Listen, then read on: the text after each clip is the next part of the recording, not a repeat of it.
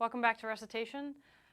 We're going to practice using some of the tools you developed recently on taking derivatives of exponential functions and taking derivatives of logarithmic functions. So I have three particular examples that I want us to look at, and I'd like us to find derivatives of the following functions. The first one is f of x is equal to x to the pi plus pi to the x. The second function is g of x is equal to natural log of cosine of x. And the third one is, that's an h, not a natural log. H of x is equal to natural log of e to the x squared. So you have three functions you want to take the derivative of with respect to x. I'm going to give you a moment to work on those and figure those out using the tools you now have, and then we'll come back and I will work them out for you as well.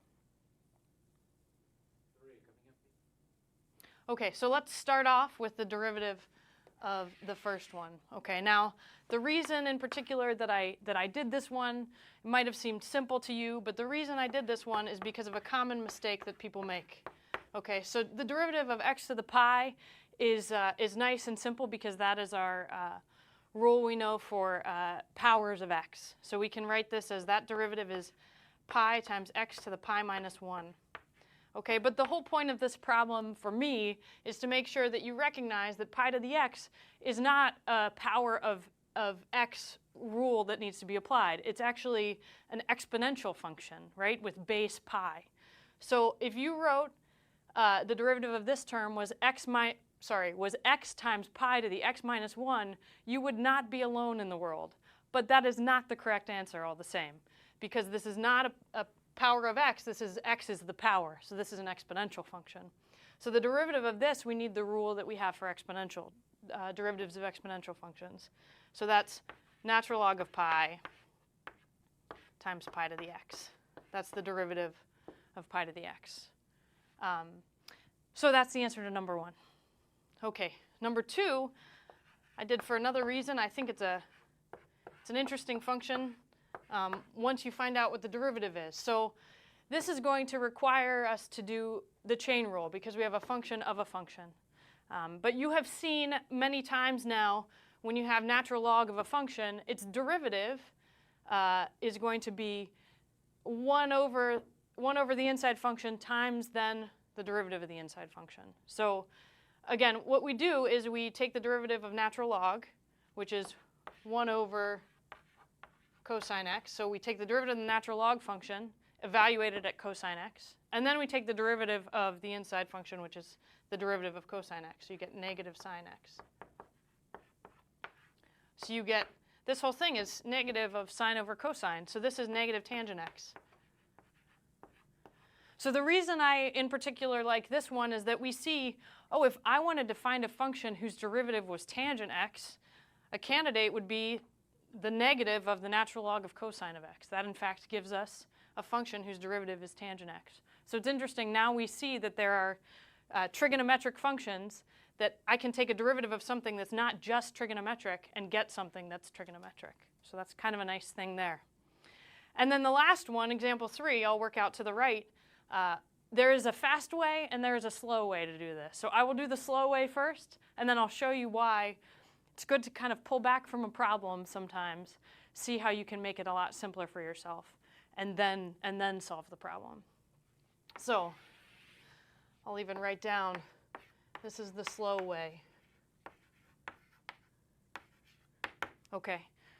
The slow way would be, well, I have a composition of functions here. I have natural log of something, and then I have e to the something else, right?